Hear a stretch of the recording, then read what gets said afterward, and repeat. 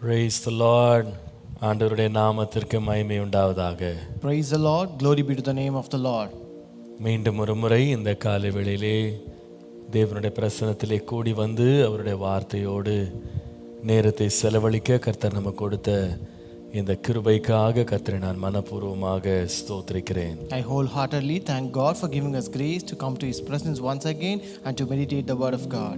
நம்முடைய தேவன் துதிக்கு பாத்திரர். Our God is worthy of worship. நம்முடைய தேவன் ஆராதனைக்குரியவர். Our God is worthy of worship and praise. இந்த காலையிலே அவருடைய முகத்தை நாம் வாஞ்சையோடு தேடுவோம். Let us seek the face of the Lord with a desire this morning. Hallelujah.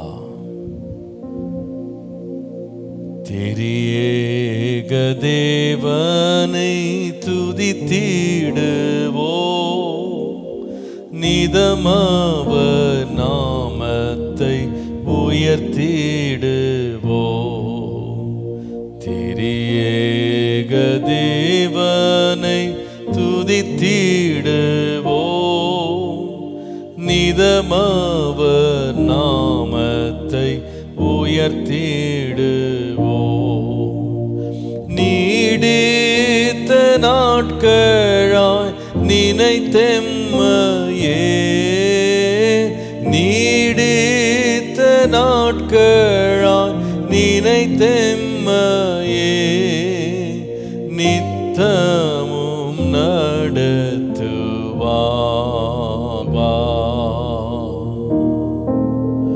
மீட்பரும் நீரே, மெய்ப்பரும் நீரே, மேன்மையும் மகிமையுமே.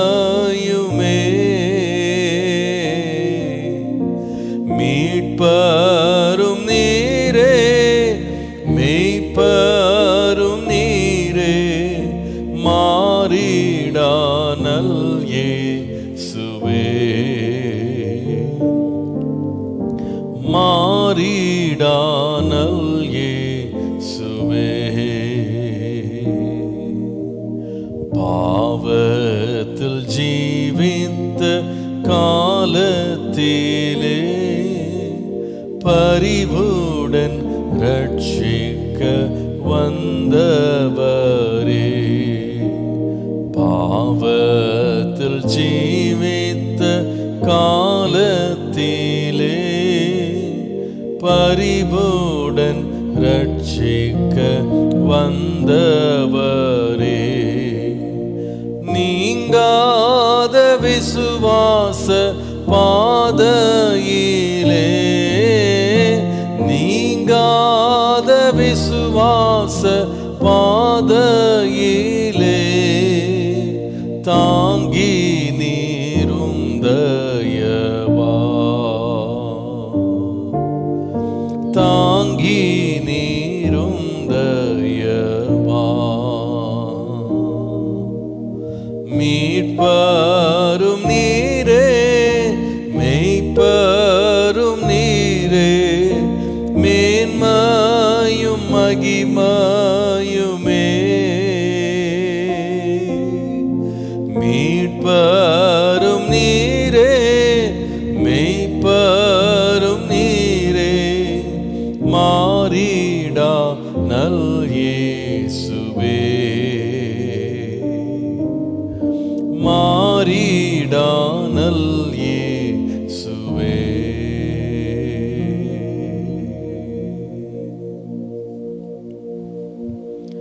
இரக்கமும் கிருபையும் உள்ள நல்ல ஆண்டவரே, உம்மை நன்றியோடு இந்த காலவேளையிலே நாங்கள் ஸ்தோத்திரிக்கிறோம். Our merciful and gracious Father, we thank you with a grateful heart, Lord. உம்மை நாங்கள் துதிக்கிறோம் ஆண்டவரே. Lord, we praise you, Lord. உம்முடைய நாமத்தை நாங்கள் உயர்த்துகிறோம். Lord, we exalt your name, Lord. நீடித்த நாட்களால் எங்களை நிறைத்து எங்களை நடத்துகிறவரே உம்மை ஸ்தோத்திரிக்கிறோம். Lord, the one who leads us by filling us with a prolonged life. Thank you, Lord. ஆண்டவரே, பாவத்திலே நாங்கள் வாழ்ந்த காலங்களில் எங்களை நீர் மாத்திரம்தான் வந்து எங்களை பரிவோடு ரட்சித்தீர். Lord, you were the one who came and saved us with care when we lived in this sin, Lord. ஆண்டவரே, இந்த விசுவாச பாதையிலே எங்களை இம்மட்டும் தாங்குகிறீர். You are the one who upholds us in this path of faith, Lord. எத்தனையோ பலவீனங்கள், விழுகைகள், சறுக்கல்கள் இவைகளிலேயும் எங்களோடு கூட இருந்து வலக்கரத்தை பிடித்து நீர் தாங்குவதற்காக உம்மை நாங்கள் நன்றியோடு ஸ்தோத்திரிக்கிறோம். Lord, thank you, Lord, that you are with us amidst many great falls, many fall downs, many, Lord, pits and many, Lord, drawbacks in our life, Father. ஆண்டவரே, உம்முடைய கரம் எங்களோடு இருந்து எங்களை தொடர்ந்து நடத்தும்படி எங்களை முழுவதுமாய் உம்முடைய கரத்தில் ஒப்புக் கொடுக்கிறோம். Lord, we commit completely in your hands, Lord, that your hand be with us and lead us, Lord. நாங்கள் பூரணர் அல்ல ஆண்டவரே. Lord, we are not perfect, Lord. ஆனால் நீர் எங்களை ஒவ்வொரு நாளும் நடத்துகிற பூரணத்திற்காக நன்றி. But thank you for the perfection that you are leading us to every day. உம்முடைய வசனத்தை வெளிப்படுத்துகிறதற்காய் நன்றி. Lord, thank you for revealing your words, Lord. தொடர்ந்து பேசும். Continue to speak with us. இயேசுவின் நாமத்தில் பிதாவே. In Jesus' name we pray. Amen. Amen. Amen. Amen. Praise the Lord. கர்த்தர் ரொம்ப நல்லவர். Praise the Lord. God is good. மீண்டும் ஒரு முறை நாம் திரும்பவும் நீதிமொழிகளை தியானிப்பதற்கு கர்த்தர் அருளின அவருடைய கிருபை எண்ணி நான் தேவனை ஸ்தோத்திரிக்கிறேன். I thank God for the grace that the Lord has given us that we might meditate the Proverbs. இன்றைக்கு 142வது தியானம். Today it is devotion number 142. கர்த்தர் இன்றைக்கும் வேண்டிய கிருபையை தந்து தேவன் தயவாக நடத்துவாராக. May the Lord grant us the grace that is required for today and lead us graciously. நீதிமொழிகள் 6ஆம் அதிகாரத்தின் 12 முதல் 15 வசனங்களை மீண்டும் வாசிக்கலாம். Let us read once again from Proverbs chapter 6 verses 12 to 15. பேலியாளின் மனுஷனாகிய ஒரு துன்மார்க்கன் ஆகடியம் பேசித் திரிகிறான். A wordless person, a wicked man, walks with a perverse mouth. அவன் தன் கண்களால் சைகை காட்டி தன் கால்களால் பேசி தன் விரல்களால் போதனை செய்கிறான். He winks with his eyes, he shuffles his feet, he points with his fingers. அவன் இருதயத்தில் திரியாவரம் உண்டு, இடைவிடாமல் பொல்லாப்பை பிணைத்து வழக்குகளை உண்டு பண்ணுகிறான். Perversity is in his heart, he devises evil continually, he sows discord. ஆகையால் சடிதியில் அவனுக்கு ஆபத்து வரும், சகாயமின்றி சடிதியில் நாசமடைவான். Therefore his calamity shall come suddenly, suddenly he shall be broken without remedy. கர்த்தருடைய பரிசுத்த நாமத்திற்கு மகிமை உண்டாவதாக. Glory be to the holy name of God. நேற்றைக்கு ஆண்டவருடைய கிருபையினாலே இது சாத்தியமா என்று சொல்லி ஒரு தலைப்பிலே நாம் தியானித்தோம். Yesterday by the grace of God we meditated on the title, Is this possible? ஒரு மனிதன் முழுவதுமாகவே துன்மார்க்கனாக இருக்க முடியுமா? Is it possible for someone to be totally evil? ஒரு மனிதன் இவ்வளவு தீங்கை தன் வாழ்க்கையின் மூலமாய் வெளியே கொண்டு வர முடியுமா? Is it possible for someone to commit so much evil? ஒரு மனிதன் தொடர்ந்து தீங்கே செய்து கொண்டு இருக்க முடியுமா? Is it possible that someone can be continually evil? அவனுடைய வாயிலே கபடு, There's perverseness in his mouth. அவனுடைய கண்கள் நேராக பார்க்கிறதில்ல, His eyes is not looking directly and straight. அவனுடைய கால்களிலே நேர்மை இல்லை, And there is no honesty in his feet. அவனுடைய விரல்கள் கூட வஞ்சனை நிறைந்ததா இருக்கிறது. Even his fingers are filled with deceit. அவனுடைய இருதயத்தை பார்ப்பீர்களானா சகலவிதமான பொல்லாப்பினால் நிறைந்திருக்கிறது. When you look at his heart, it is filled with perversity. அவனுடைய எண்ணங்களை பார்ப்பீங்கன்னா தொடர்ந்து தீங்கே அவன் யோசித்து கொண்டிருக்கிறான். When you look at his thoughts, he is continually devising evil. அவன் நண்பர்களுக்குள்ளே, குடும்பத்திற்குள்ளே, சங்கத்திற்குள்ளே பிரிவினைகளை விதைக்கிறான். And also he sows discord amidst the community, amid the friends and families. இப்படி இருப்பது சாத்தியமா என்று நாம கேட்டோம். So we asked, is this possible? வேதத்தின்படி இது சாத்தியம்தான் என்று நாம் வாசிக்கிறோம். So according to Bible we read, yes, it is possible. ஏன் ஒரு மனிதன் இவ்விதமாய் தன்னை துன்மார்க்கத்துக்கு விற்று போட முடியும்? So why can a person sell himself to such a kind of evil? 3 காரணங்களை சொன்னேன். I told you 3 reasons. முதலாவது, மனிதனுடைய மாமிசத்தில் துர்குணம் இருக்கிறது. Number 1, we have wickedness in the flesh. இரண்டாவது, மனிதனுடைய மாமிசம் பலவீனம் உள்ளது. Number 2, we have a weak flesh. மூன்றாவது, ஒவ்வொரு மனிதனும் தன்னுடைய மாம்சத்திற்குள்ளே ஒரு பெரிய போராட்டத்தில் அவன் இருக்கிறான். Number 3, we have a warring in the flesh. ஆனால் என்ன செய்ய வேண்டும்? But what we should do? இந்த தீங்கிலிருந்து, நம்முடைய மாம்சத்தில் உள்ள தீங்கிலிருந்து விடுபட என்ன செய்ய வேண்டும்? What should we do to be delivered out of this evil of our flesh? 3 காரியங்களை கவனித்தோம். We saw 3 things. முதலாவது, பழைய மனுஷனை சிலுவையிலே அறைய வேண்டும். Number 1, crucify the old man on the cross. இரண்டாவது, பாவத்திற்கு மரித்தவர்களாக எண்ண வேண்டும். Number 2, consider to be dead to sin.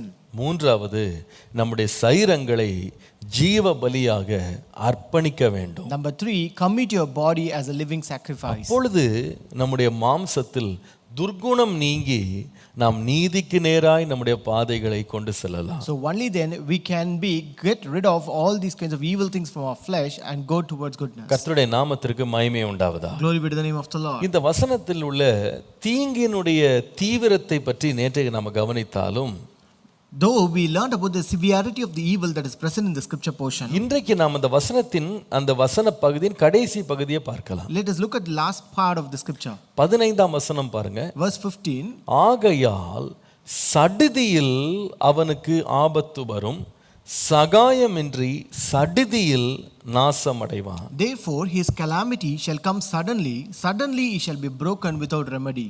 இன்றைக்கு என்னுடைய தியானத்தின் தலைப்பு சடுதியில் நாசம். Today the title of my devotion is sudden calamity. இந்த வசனங்களை நீங்கள் வாசிப்பீர்களானால், when you read these verses, 3 உண்மைகள் வெளியே வருகிறது. there are 3 truths that are revealed here. முதலாவது என்ன? First one, தீங்கு என்பது ஒரு நாள் நிச்சயம் முடிவுக்கு வரும். evil will end someday. தீங்கு எப்பொழுதும் தொடர்ந்து கொண்டே இருக்காது. Evil cannot continue forever. துன்மார்க்கத்திற்கு தேவன் ஒரு நாள் ஒரு முடிவை கட்டுவார். The Lord will bring an end to this evil one day. துன்மார்க்கன் நினைத்து கொள்ளக்கூடாது, என்னுடைய துன்மார்க்கத்திற்கு முடிவே இல்லை, என்னுடைய தீங்குக்கு முடிவே இல்லை என்று நினைக்க கூடாது. The wicked should never think that there is no end for their wickedness and there is no end for the evil.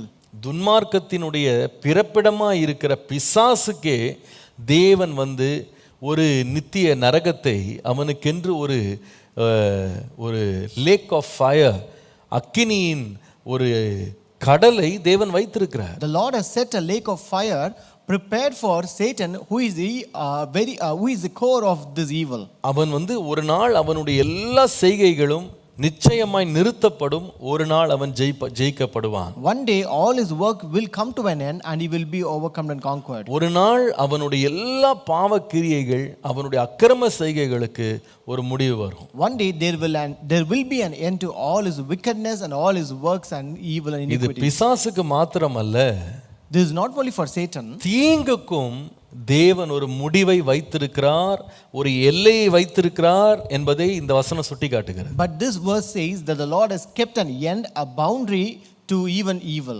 இரண்டாவது ஒரு சத்தியம் அதிலிருந்து வெளியே வருது. There's a second truth that is revealed. முதலாவது, தீங்கு நிச்சயமாய் முடிவுக்கு வரும் அப்படின்ற சத்தியம் மாத்திரமல்ல. Number 1, evil will end someday. இரண்டாவது, ஈவில் அல்லது தீங்கு என்பது நாம் நினையாத நேரத்தில் முடிவுக்கு வரும். Evil will end at time least expected. நாம் எதிர்பாராத நேரத்தில், in the time that we least expect. ஒரு மனிதன் அதை தடுத்து நிறுத்தி விடலாம் அல்லது அந்த தடையை தகர்த்து விடலாம் என்பதற்கு அவன் தன்னை ஆயத்தப்படுத்தி கொள்ள கூட அவனுக்கு வாய்ப்பில்லாத நேரத்தில், அவன் ஆயத்தமாக முடியாத ஒரு நேரத்தில், எதிர்பாராத ஒரு நேரத்தில் தேவன் அதை முடிவு கொண்டு வருவார். In the time when a person least expect, where he cannot even prepare to stop it, then the Lord will end that evil. மூன்றாவது ஒரு சத்தியம் அதில் வெளியே வருது. There's a third truth that is revealed here. இந்த தீங்கு வருமானால், கர்த்தர் தீங்குக்கு விரோதமாக ஆண்டவர் கிரியை செய்யும் போது, தேவன் முயற்சி எடுக்கும் போது, தேவன் பதில் அளிக்கும் போது, வரப்போகும் தீங்குக்கு யாருமே தப்பிக்க முடியாது. So when the Lord works against this evil, when the Lord start to respond and reply to this evil, then no one can escape this calamity. வேதம் சொல்லுகிறது, சடுதியில் அவனுக்கு ஆபத்து வரும், சகாயமின்றி சடுதியில் நாசமடைவான். The Bible says his calamity shall come suddenly shall be broken without remedy. சகாயம் இல்லாமல் அவனுடைய தீங்குக்கு ஒரு முடிவு வந்துடும். There will come an end to his evil without any help. கர்த்தருடைய நாமத்திற்கு மகிமை உண்டாவதாக. Glory be to the name of the Lord. வேதத்திலே அடிக்கடி இந்த சடுதியில் அப்படின்ற வார்த்தை அநேக இடங்கள்ல பயன்படுத்தப்பட்டிருக்கிறது. There are many places in the Bible where this word suddenly is used. காலங்களை தேவன் தம்முடைய ஆளுகையிலே வைத்திருக்கிறார். The Lord has kept all the times in his hand. எதிர்பாராத நேரத்துல தேவன் காலங்களை மாற்ற முடியும். The Lord can change times and season in least expected time. இன்றைக்கு நம்முடைய காலங்கள் நமக்கு கைகூடி வருகிறது, இன்றைக்கு சாதகமா இருக்கிறது, இன்றைக்கு நம்முடைய துன்மார்க்கத்திற்கு தடையே இல்லை என்று நம்ம துணிகரம் கொண்டக்கூடாது. We should not dare thinking that everything is favorable and everything is in our hand and everything is favorable on our side. எந்த நேரம் காலம் மாறும் என்று யாருக்குமே தெரியாது. So we don't know when the time and season will change. அடிக்கடி நான் இந்த ஹிஸ்டரியில் நான் படிக்கும்போது சில பெரிய சர்வாதிகாரியோட லைஃப்பை நான் படிக்கும்போது ஆச்சரியமாக இருக்கும். அவங்க உச்சாணி கலையில் இருக்கும்போது திடீர் என்று அவங்க வாழ்க்கையில் ஒரு பேரழிவு அவர்களை சந்திக்கும். So when I read the history of the great dictators who were there, when they were at the pinnacle of their success, suddenly they had a great destruction. நீங்கள் அவருடைய வாழ்க்கை வாழ்ந்த காலத்தை நீங்க யோசித்து பார்த்தீங்கன்னா, when you look at the season, the time when they lived here, ஒருவேளை நாம் அந்த காலத்தில் இருந்திருப்போமானால், maybe if we were living in those days, இந்த மனிதனுக்கு இந்த நேரத்துல ஒரு முடிவு வரும் அப்படின்னு நம்மளால கற்பனை பண்ண முடியாது. We can't even imagine that this end will come to this man at this time. இந்த சாம்ராஜ்யத்துக்கு, இந்த அரசாங்கத்திற்கு இந்த வேளையில முடிவு வரும்னு நம்மளால கற்பனை பண்ண முடியாது. We can't even imagine that this kingdom or this reign will come to an end in this way. அநேக வேளையிலே 20 வருஷம் 30 வருஷம் கொடுங்கோல் ஆட்சி, பயங்கர சர்வாதிகாரம் செய்து கொண்டிருந்தவர்கள் ஒரு இரவுல அவங்க வாழ்க்கை தலைகளாய் மாற்றப்பட்டிருக்கிறது. Many times people who reigned with a strong hand for 20 years and 30 years, just in one night their entire life is totally changed. பல வருஷங்களாக அக்கிரமத்தை செய்து கொண்டிருந்தவர்களுடைய முடிவு ஒரு சில மணி நேரங்கள்ல நிர்ணயிக்கப்பட்டது. The end of people who did evil and wickedness for many years together was just determined in few minutes. அவர்கள் கொஞ்சம் கொஞ்சமாக அப்படியே ஃபேட் ஆகல. They did not fade gradually. சடுதியிலே ஒரு அழிவு வந்தது. But the destruction came suddenly. நீங்கள் இதைதான் 73ஆம் சங்கீதத்தில் நீங்க வாசிக்கலாம். This is what you can read in Psalm 73. அதாவது சங்கீதக்காரன் இந்த துன்மார்க்கரின் வாழ்வை பார்த்து அவர் அந்த வீம்புக்காரருடைய வாழ்வை பார்த்து பொறாமை கொண்டேன் என்று சொல்லி 3ஆம் வசனத்துல சொல்றார். In verse 3 he says he was envious at the foolish when he saw the prosperity of the wicked. அவர் சொல்லுகிறார், அவர்களுக்கெல்லாம் எந்த இடுக்கணுமே இல்லை, அவர்களுடைய பலன்லாம் ரொம்ப உறுதியா இருக்கிறது. He says that they have no problem, they have no affliction and their strength is very firm. நீங்க 5ஆம் வசனத்துல பாத்தீங்கன்னா, நரர் படும் வருத்தத்தில் அகப்படவே மாட்டாங்க, மனுஷரடையும் உபாதையை அடையவே மாட்டாங்க. In verse 5 he says they are not in trouble as other men, neither are they plagued like other men. அவங்க என்ன செய்தாலும் அவங்களுக்கு எந்த தீங்குமே வராதது மாதிரி ரொம்ப பாதுகாப்பான ஒரு அரணுக்குள்ள இருக்கிறது போல அவங்க தெரிவாங்க. It appears they are in a very safe and protected layer no matter whatever evil they commit. இதனுடைய விளைவு என்னன்னு கேட்டீங்கன்னா, அவங்களுக்கு எந்த தீங்குமே கண்ணுக்கு தெரியாததுனால, எல்லையில எந்த ஒரு ஆபத்தும் தெரியாததுனால வேதம் சொல்லுகிறது 6ஆம் வசனத்துல அவங்க பெருமையை சரப்பணிய மாதிரி அணிஞ்சுக்கிறாங்களாம். So since there is no problem or no trouble for them, verse 6 says therefore pride compasseth them about as a chain. வேதம் சொல்லுகிறது கொடுமை அவர்களுக்கு ஆடையாகவே மாறியிருதான். And it says violence covereth them as a garment. 7ஆம் வசனத்துல அவருடைய கண்கள் கொழுப்பினால் எடுப்பாய் பார்க்கிறது. Verse 7 says their eyes stand out with fatness. இதெல்லாம் அவங்களுக்கு ஏன் இப்படி இவ்வளவு தூரம் அவங்களுக்கு தைரியம் வந்தது காரணம் என்னன்னா, எந்த பக்கம் திரும்பி பார்த்தாலும் அவங்களுக்கு தீங்கு தங்களுக்கெல்லாம் வரும் அப்படின்ற ஒரு சின்ன ஒரு சைன், ஒரு சின்ன அடையாளம் கூட அவங்களால கண்டுபிடிக்க முடியல. The reason why they were bold enough, it's because they could not even find a sign that they will encounter evil in their life. அவங்க இன்னும் சீர்கெட்டு போய் கொடுமையாக பேசுகிறார்கள், இருமாப்பாய் பேசுகிறார்கள்னு 8ஆம் வசனத்துல வாசிக்கிறோம். In verse 8 we read, they are corrupt and speak wickedly concerning oppression. They speak loftily. அவங்க வாய் வந்து வானபரியந்தம் எட்டுகிறதுன்னு 9ஆம் வசனத்துல வாசிக்கிறோம். Verse 9 says, they set their mouth against the heavens. இப்போ இதெல்லாம் பார்க்கும்போது இவருக்கு ஒரே கேள்வி. So when he saw all these things, he had one question. என்ன ஆண்டவரே, நான் வந்து என் கையை சுத்தத்துல உத்தமத்துல நான் கழுவுறேன், நான் வந்து கடவுளுக்கு பயந்து நடக்கிறேன், எனக்கு எவ்வளவு பாடு உபத்திரவம்லாம் வருது, அவங்கள பார்த்தா ஸ்ட்ராங்கா இருக்கிறாங்க, செக்யூரா இருக்காங்க, சேஃபா இருக்காங்க, இது என்ன, இது எனக்கு அவங்களுக்கு என்ன வித்தியாசம் அப்படின்னு அவர் ரொம்ப கலங்கி போய் நிற்கிறாரு. So he is greatly troubled and he asked his Lord, I have cleansed my heart in vain and washed my hands in innocency, and I live a very good life and holy life, but their life is so secure, so safe and so protected. நீங்கள் 13ஆம் வசனம் வருவீர்களானா, if you come to verse 13, அவர் எந்த அளவுக்கு மனம் நொந்து போனார்னு கேட்டா அவர் சொல்லுகிறாரு, நான் விருதாவாக அல்லது வீணாக என் இருதயத்தை சுத்தம் பண்ணிக்கிட்டு குற்றம் இல்லாமையில என் கையில கழுவிட்டு இருக்கேன். So he was frustrated to the extent where he said, I have cleansed my heart in vain and washed my hands in innocency. இருதயம் வாதிக்கப்படுது, என்னுடைய காலை தோறும் கண்டிக்கப்பட்டிருக்கிறேன். For all the day long I have been plagued and chastened every morning. இப்படிலாம் தண்டனை வாங்கிட்டு நான் வந்து இருதயம் வாதிக்கப்பட்டு நான் வாழ்ந்துட்டு இருக்கும்போது இவனுங்க நல்லா இருக்கானுங்களே. So this is how I have been hurted and plagued and chastened every morning, but they live a very good life. அப்போ இதெல்லாம் யோசிக்கும்படி அவர் எங்க போனார்னா தேவனுடைய பிரசன்னத்துக்கு போனார். So to think about this, he went to the presence of God. அங்கே வேதம் சொல்லுகிறது 17ஆம் வசனத்துல இருந்து வாசிப்பீங்களானா, அங்கதான் எனக்கு அவங்களுடைய முடிவு தெரிந்தது அப்படின்னு சொல்றாரு. From verse 17 if you read, he says, only there I understood their end. 18ஆம் வசனம் பாருங்க. Verse 18, நிச்சயமாகவே நீர் அவர்களை சறுக்கலான இடத்திலே நிறுத்தி வைத்திருக்கிறீங்க. surely you did set them in slippery places. இந்த சறுக்கலான இடம்னா என்னன்னு உங்களுக்கு தெரியும்ல. So you know the slippery places, right? நடந்து போயிட்டே இருக்கும்போது எந்த நேரம் சறுக்குன்னு தெரியாது. So we don't know when we will slip as you walk through. படிக்கட்டு இருக்கு, ஆனா அது வழுக்குச்சு அப்படின்னா என்ன நடந்துச்சுன்னு சுதாரிக்கிறதுக்கு முன்னாலேயே அவன் கீழே இருப்பான். So if you have a steps which is slippery, before you can imagine what happened, you will be down. தன்னை தற்காத்து கொள்றதுக்கு முன்னாலேயே அவனால வந்து தீங்குலேருந்து அவன் தப்பிக்க முடியாது. He cannot escape from that evil before he could safeguard himself. அதான் ஸ்லிப்னு சொல்லுவாங்க, அதான் நம்ம சறுக்கிறதுன்றது. That is called slip.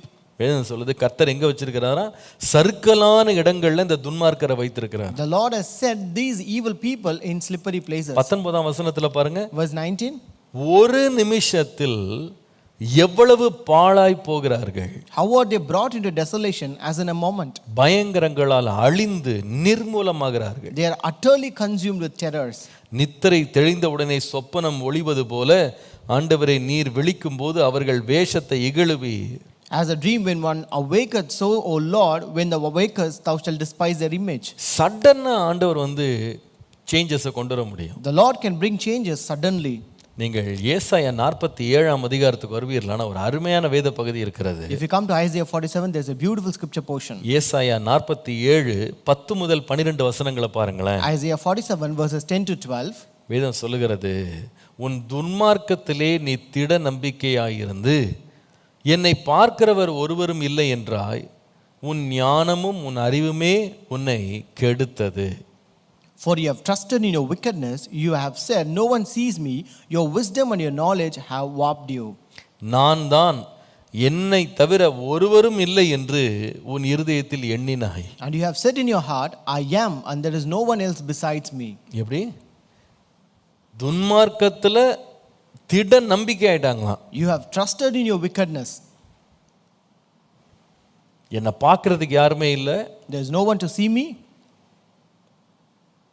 என்னை தடுக்கிறதுக்கு யாருமே இல்லை, and there is no one to stop me. என்னை தவிர வேற யாருமே இல்லை. There is no one else beside me.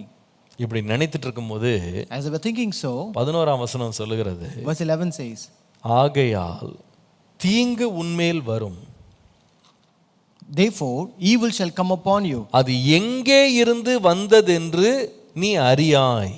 You shall not know from where it arises. விக்கினம் உன்மேல் வரும், And trouble shall fall upon you. நீ அதை நிவிர்த்தியாக்க மாட்டாய். You will not be able to put it off. நீ அறியாதபடிக்கு சடுதியாய் உண்டாகும் பாழ்கடிப்பு உன்மேல் வரும். And desolation shall come upon you suddenly, which you shall not know. நீ உன் சிறுவயது முதல் பிரயாசப்பட்டு பழகி வருகிற உன் ஸ்தம்பன வித்தைகளையும் உன் திரளான சூனியங்களையும் நீ அனுசரித்து நில். அவைகளால் உனக்கு பிரயோஜனம் உண்டோ பலன் உண்டோ பார்ப்போம். Stand now with thine enchantments and with the multitude of thy sorceries, wherein thou hast labored from thy youth. If so be thou be able to profit, if so be thou mayest prevail. ஆண்டவர் challenge பண்றாரு. The Lord challenges here. என்னப்பா உன் வித்தைகளையும் உன்னுடைய சூனியங்களையும் நம்பிட்டு உட்காந்துருக்கியா? Are you trusting your enchantments and sorceries? அதை நீ அனுசரிச்சு நில்லு, உனக்கு பிரயோஜனம் இருக்கா இல்லையான்னு நான் நின்று பார்க்குறேன்ற. So you stand now with them, then I will see whether that will profit you or not. இந்த காலை வேளையில் நீங்கள் ஒருவேளை உங்களை பார்த்து நீங்கள் சொல்லலாம், பாஸ்டர் என் மேலே வர்ற அந்த துன்மார்க்கம், என் மேலே துன்மார்க்கர் எடுக்கிற பிரயாசங்கள், அவருடைய சூழ்ச்சிகள், இதெல்லாம் பார்க்கும்போது ரொம்ப மனம் உடைஞ்சு இருக்கேன் நான். This morning you might be saying, Pastor, when I look at the evil schemes and the evil devices that the evil men take upon me, I'm really broken in my heart. இதெல்லாம் எப்போ முடிவுக்கு வரும்? When this will come to an end? இதெல்லாம் யார் தடுப்பா? Who will stop this? இதெல்லாம் யார் மாற்றுவா? Who can change this? நான் சொல்லுவேன், நீங்க பயப்படாதீங்க. I tell you, don't be afraid. ஆண்டவர் ஒரு நாளை வச்சிருக்கிறாரு. The Lord has set a day for us. சடுதியிலே அவர்களுடைய எல்லா துன்மார்க்கமும் ஒளிந்து போகும். Suddenly their evil will end. அது பெரிய ராஜ்யமா இருக்கலாம். It might be a great kingdom. அது பெரிய அதிகாரியா இருக்கலாம். It might be a great officer. ஒரு பெரிய மனிதனா இருக்கலாம். It might be a great man. நீங்க யாரை கண்டு கவலைப்பட வேண்டாம். You don't be afraid of anybody. காலங்களை தன்னுடைய கையிலே ஆண்டவர் வைத்திருக்கிறார். The Lord has kept times in his hands. ஒரு நொடி பொழுதிலே நினையாத நேரம் காலங்களை மாற்ற தேவனால் கூடும். God is able to change a time and season in a fraction of a second, in a moment. ஒரு நிமிஷத்துல நேபுகாத்நேச்சார் பொற்தலையாகிய ஒரு ராஜாவாக, அவன் பாபிலோனுக்கு அரசனாக பால்கனியில் சுற்றி கொண்டிருக்கிறான். So this Nebuchadnezzar was moving around in his balcony as a king who of the golden head. ஆனா அடுத்த நிமிஷம் பார்த்தீங்கன்னா மிருகத்தை போல புல் மேய்ந்து கொண்டிருக்கிறான். The next moment he was grazing like a beast. நாம துன்மார்க்கனுடைய துன்மார்க்கத்தையும் அவனுடைய பெருமையும் அகந்தையும் பார்த்து நாம பயப்படக்கூடாது. We should not be afraid looking at the pride and arrogance of the evil and wicked. ஏனால் அவனுடைய காலங்களை குறிக்கிறவர் கர்த்தர். Because it is God who appoints the time. சடுதியிலே நாசமடைவான். They will be destroyed suddenly. நம்முடைய வாழ்க்கையிலே தேவனிடத்திலிருந்து சடுதியாக நமக்கு நாசத்தை நம்ம வாழ்க்கையில நாம பெறாமல் இருக்க நம்ம ஜாக்கிரதையா இருக்கணும். We should be very careful that we may not receive this sudden calamity from God. நம்முடைய பாதைகள் சறுக்கலான பாதையில் இருக்கக்கூடாது. Our path should not be slippery places. சறுக்கலான பாதை அப்படின்றது கண்ணுக்கு பார்த்தீங்கன்னா அதுல பிரச்சனை இருக்கிற மாதிரியே தெரியாது. So these slippery places, when you look at them, you cannot find any problem in them. அதுல பார்த்தீங்கன்னா எல்லாம் நார்மலா எல்லா பாதையை போல பாதுகாப்பாக எல்லாவற்றை போல சாதாரணமாக தெரியும். It appears very protective like other paths, and it appears similar and same and normal like other paths. அது எந்த எச்சரிப்பையும் கொடுக்காது. It will not give you any warning. ஆனால் காலை வச்சு நீங்க என்னன்னு சுதாரிக்கிறதுக்கு முன்னால எங்க இருப்பீங்கன்னு உங்களுக்கே தெரியாது. But if you place your feet and before you could come to realization, you don't know where you will be. உங்களை நீங்க தற்காத்து கொள்ள முடியாது. You cannot safeguard yourself. உங்களை நீங்க கண்ட்ரோல் பண்ணவே முடியாது. You cannot even control yourself.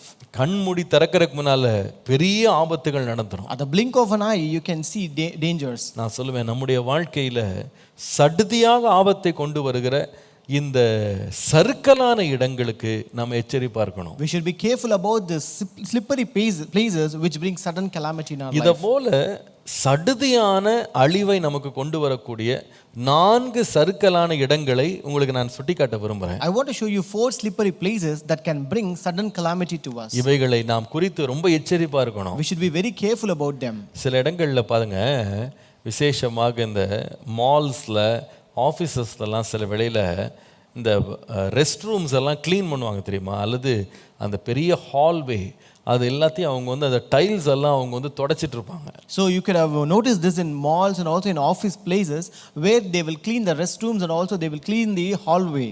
சில பேர் என்ன பண்ணுவாங்கன்னா அதுக்கு ஒரு சைன் போர்டு வச்சிருப்பாங்க, காஷன் வெட் ஃப்ளோர் அப்படின்னு சொல்லி ஒரு காஷன் போர்டை வச்சிருவாங்க. Some people will place a caution board saying that caution wet floor.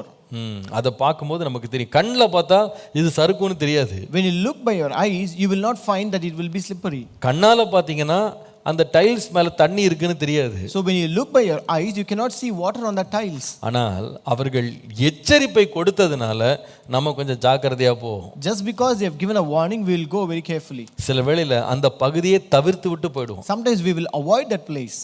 தேவனும் வேதத்துல சில சறுக்கலான இடங்களை நமக்கு முன்னாலேயே caution caution wet floor slippery place sudden distraction அப்படின்னு சில தடவை சில எச்சரிப்பு பலகைகளை ஆண்டவர் சில இடத்துல பைபிளில் வைக்கிறாரு. The Lord also said certain places, certain caution boards in certain places in the Bible where it says it's sudden calamity, you have to be very careful. கர்த்தருடைய நாமத்துக்கு மகிமை உண்டாவதாக. Glory be to the name of the Lord. எப்படிப்பட்ட இடங்கள் அவைகள்? What kind of places are they? முதலாவது உபாகமத்தின் புஸ்தகம் 7ஆம் அதிகாரம் முதல் 4 வசனங்களை பாருங்கள். Number 1, Deuteronomy chapter 7 verses 1 to 4. இங்கே ஆண்டவர் இஸ்ரவேல் ஜனங்கள் சுதந்திரிக்க போகிற தேசத்துல அவர்களுக்கு வரவிருக்கும் ஆபத்தை பற்றி பேசுறாரு. Here the Lord speaks about the calamity that the Israelites going to encounter in the place which they going to possess. ஆண்டவர் சொல்லுகிறாரு, இந்த பெருத்த ஜாதிகள் ஏத்தியர், கிர்காசியர், எமோரியர், கானானியர், பெரிசியர், ஏவியர், எபூசியர் என்னும் 7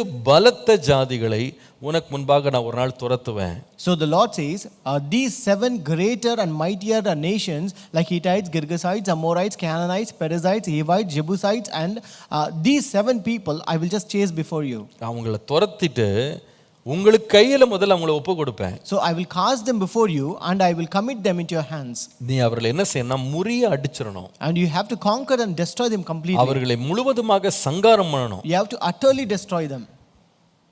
கர்த்தர் அவர்களை உன்னிடத்தில் ஒப்பு கொடுக்கும்போது அவர்களோட உடன்படிக்கை பண்ணக்கூடாது, அவர்களுக்கு இரக்கம் காட்டக்கூடாது. When the Lord delivers them over to you, you shall make no covenant with them nor show mercy to them. 3ஆம் வசனத்துல அவர்களோடு சம்பந்தம் கலக்காத.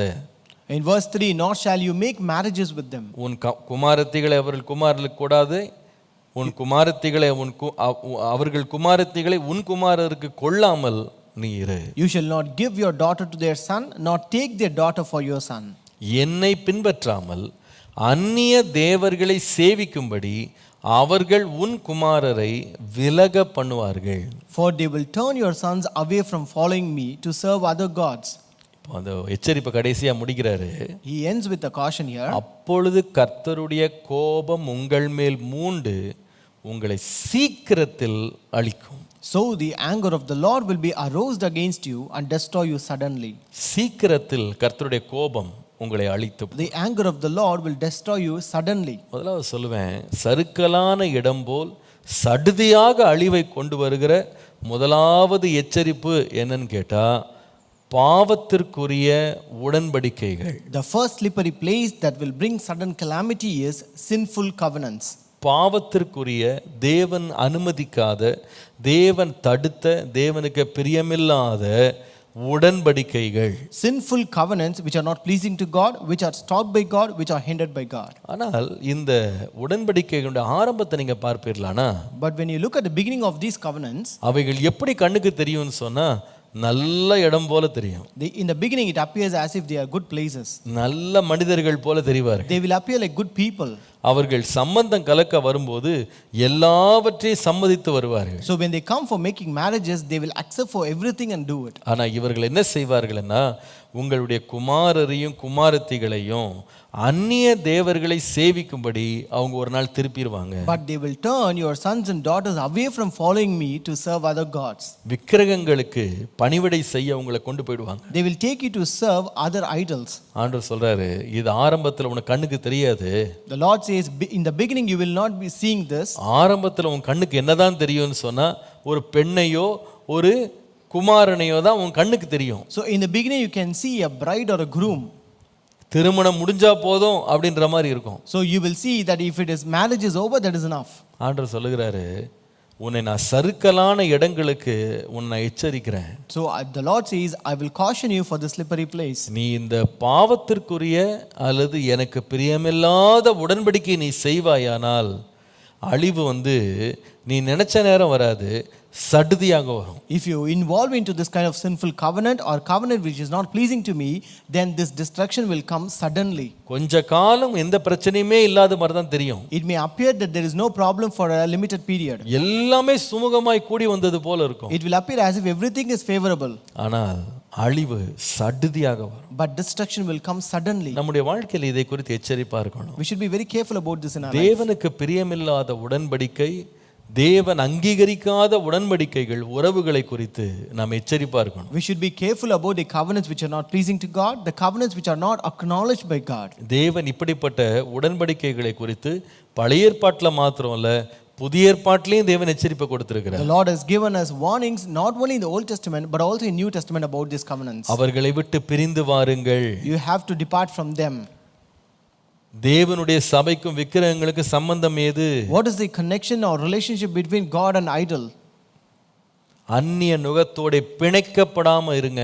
So do not mingle yourself with a do not be unequally yoked. விசுவாசிக்கும் அவிசுவாசிக்கும் சம்பந்தம் ஏது? What is the relation between a believer and unbeliever? ஆண்டவர் எச்சரிப்பை புதிய ஏற்பாட்டிலையும் கொடுத்திருக்காரு. The Lord has given his warning even in the New Testament. ஆனால் இன்னைக்கு அநேகர் வந்து அதை வாக்குவாதம் பண்ணுவாங்க, அதை வந்து கேள்வி கேட்பாங்க.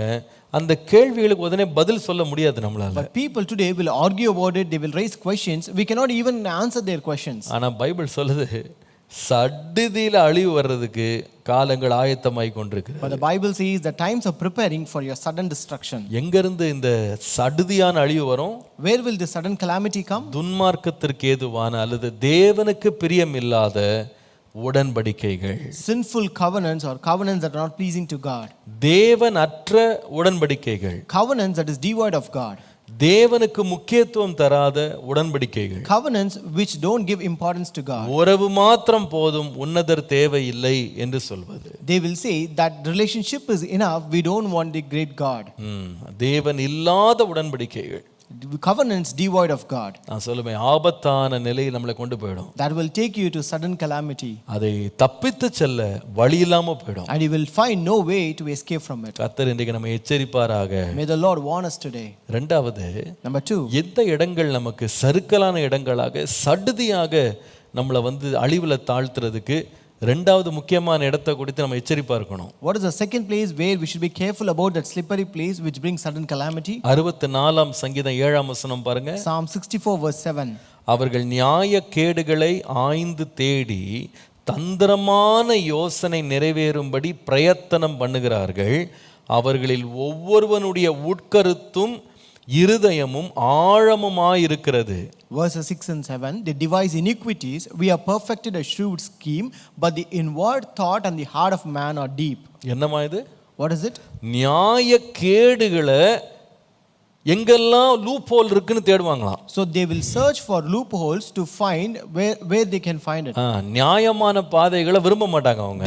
They won't love perfect or honest ways. அவங்க நியாயத்தை எப்படி கேடு பண்றது, நியாயத்தை கெடுக்கிறது எப்படி இந்த இடத்துல ஒரு சட்டத்துல ஓட்ட கிடைக்கும் அப்படியே தான் தேடி போவாங்க. So they will just they will try to find the loopholes in the laws. அவங்க என்ன செய்வாங்கன்னு சொன்னா, அவங்க யோசனைகள் எல்லாமே நேரா இருக்காது, தந்திரமா இருக்கும். And also every thoughts of them will be very cunning.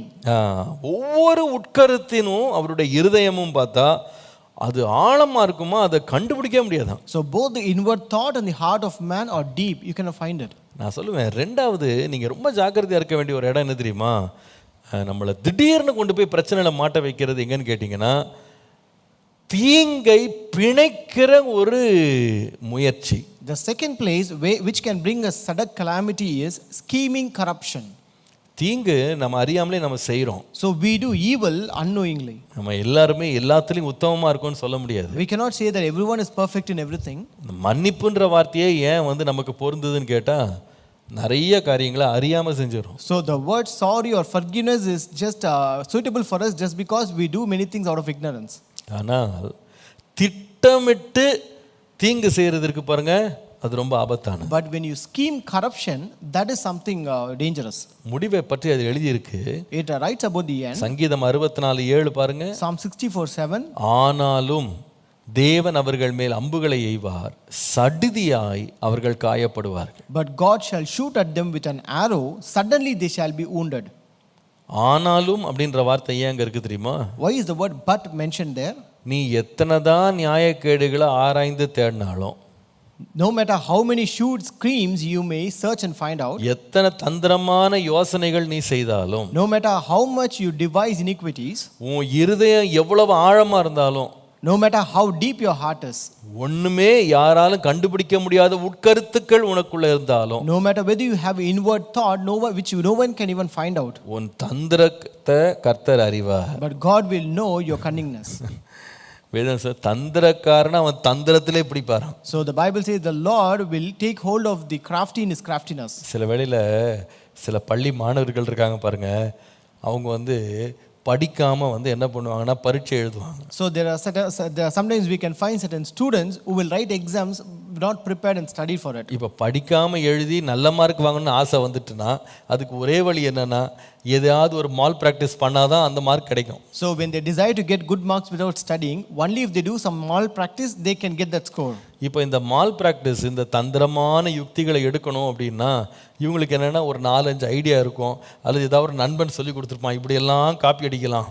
So if they want to involve into that such kind of mal practice, they know certain ways, and their friends would have also taught them certain things. அவங்க என்ன பண்ணுவாங்கன்னு சொன்னா இதுல ஏதாவது ஒரு யுக்தியை எடுத்து இவங்களுக்கு எது ரொம்ப தந்திரமானதுன்னு தெரியுதோ அதை எடுத்து செய்வாங்க. So they will pick out one of the plan which finds to be so crafty and cunning, and then they will do it. ஆனா சில வேடிக்கையா இருக்கும். But sometimes it is funny. இவங்க இவ்வளோ தந்திரமா போனா அவங்கள கண்காணிச்சுக்க டீச்சர் இருக்கு பாருங்க, அவங்க இதை விட தந்திரமா இருப்பாங்க. So when they act cunningly, the teachers who monitor them, they act more cunning than them. ஏன்னா இவர் இதான் ஃபர்ஸ்ட் எக்ஸாம் எழுதுறாரு. It's because it is the first time he is writing his exam. இந்த மாணவனுக்கு இதான் ஃபர்ஸ்ட் டைம் இது attempt பண்றாரு. So this is the first attempt for this student. ஆனா இந்த டீச்சர் இருக்காங்க பாருங்க, 20 வருஷமா 20 பேட்சை பார்த்துட்டு இருக்காங்க. But this teacher have seen 20 batches for 20 years. எத்தனை பேர் அவங்க பிடிச்சிருப்பாங்க. So she would have caught many people already. அதனால இவன் தந்திரத்தை இவன் தான் ஃபர்ஸ்ட் டைம் செய்யறான்னு நினைச்சாலும் அதை பிடிக்கிற ஆள் இருப்பாங்க. So though he thinks he is the first man who is doing this, but there are people who can catch him. அநேக வேளை கஸ்டம்ஸ்ல சரி, டிக்கெட் இல்லாம போறது சரி, நீங்க என்ன தந்திரம் வேணா பண்ணுங்க, என்ன பண்றாங்கன்னா ஏற்கனவே இந்த தந்திரத்தை எப்படி செய்ய முடியும்லாம் அவங்க யோசிக்க ஆரம்பிச்சிடுறாங்க. So many times even in customs and also when you board without tickets, they already scheme how this evil will be done. எப்படியெல்லாம் ஒருவன் ஏமாற்ற முடியும்னு அந்த அதிகாரிக்கு தெரியும். So that officer will know how a person can cheat them. நான் சொல்லுவேன், அவங்க இந்த தந்திரக்காரன் அவன் தந்திரத்திலே பிடிப்பாங்க. So they will catch this crafty in his craftiness.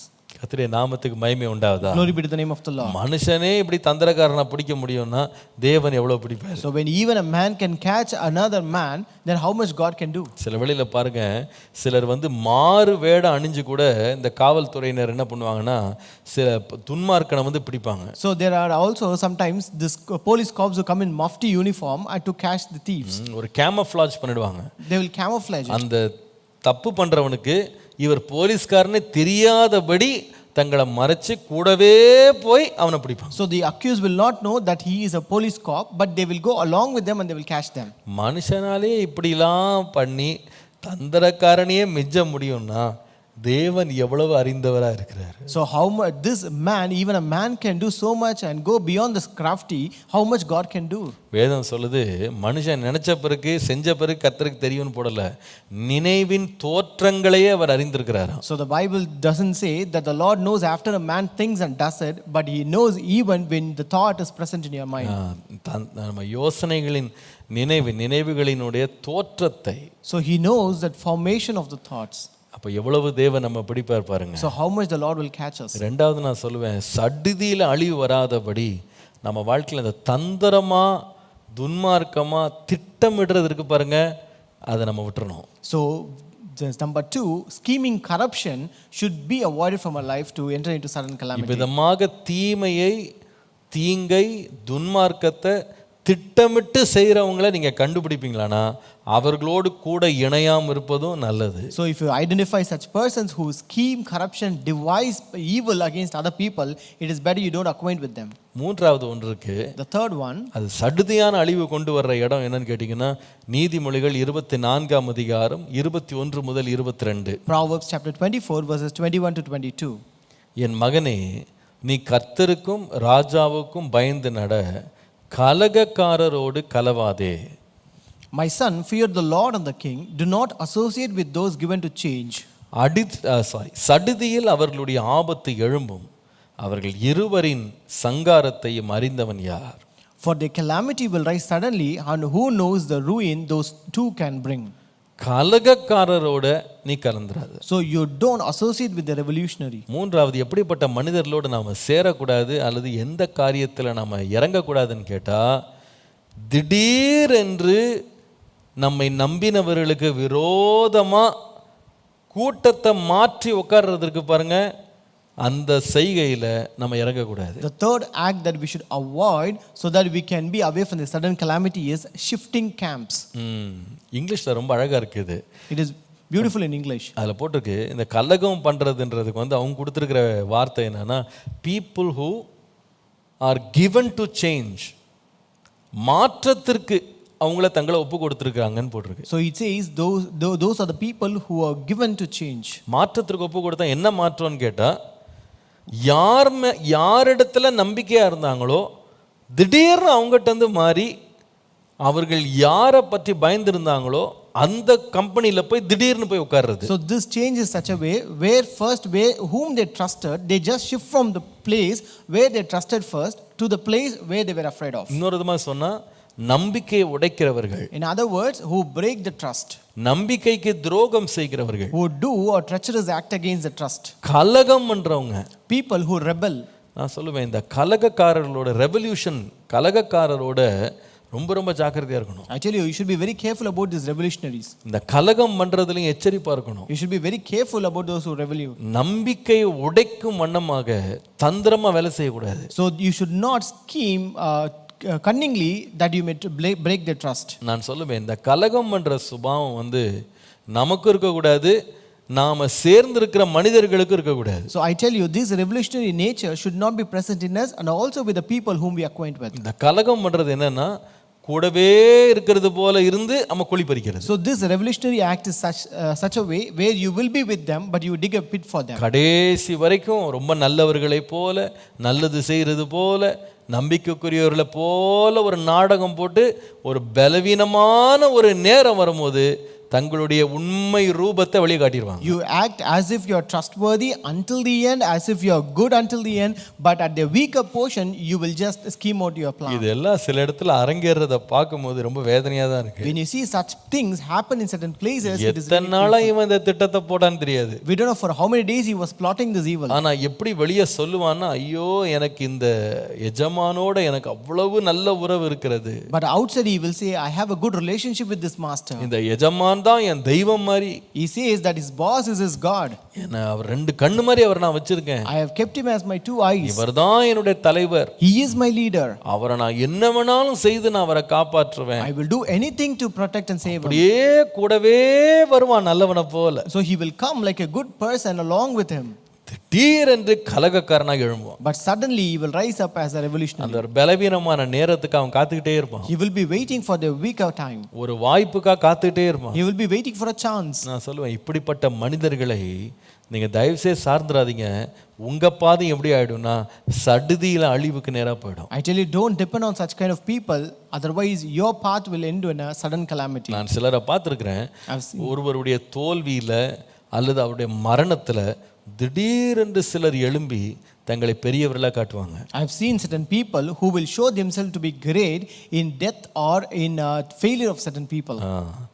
யாராவது ஒருத்தர் இறந்துட்டாங்கன்னா அந்த நேரம் மட்டும் நண்பனாக ரொம்ப வேண்டப்பட்டவராக காண்பிச்சுட்டு அந்த இடம் காலியான உடனே தங்களை வந்து என்ன செய்ய கலகம் பண்ணுகிறவர்களாக எழும்புவாங்க. When a person is dead, at that point of time they will show as if they are very close and very much closer to them, but after that place is empty, they will show their revolutionary nature. பெரிய கூட்டத்தை கூட்டி கொண்டு வந்து தங்களால் என்ன செய்ய முடியும்ன்றத முயற்சி செய்து பார்ப்பாங்க. They will gather a big crowd after them and they will do whatever is possible by them. அவ்வளவு நேரம் நம்பிக்கைக்குரியவனாய் இருந்து திடீரென்று எழும்பி கலகம் பண்ணுவான். Until then they will act as trustworthy, but then they will become revolutionary. இதைதான் யோபு சொல்லும் பொழுது, This is what when Job says. யோபு 20ஆம் அதிகாரம் 5ஆம் வசனம் பாருங்க. Job 20 and verse 5. வேதம் சொல்லுகிறது, அவர் மனுஷனை பூமியிலே வைத்த ஆதிகாலம் முதல், மன்னித்துக் கொள்ளுங்கள், 4ஆம் வசனம் தமிழில், இங்கிலீஷில் 5ஆம் வசனம்,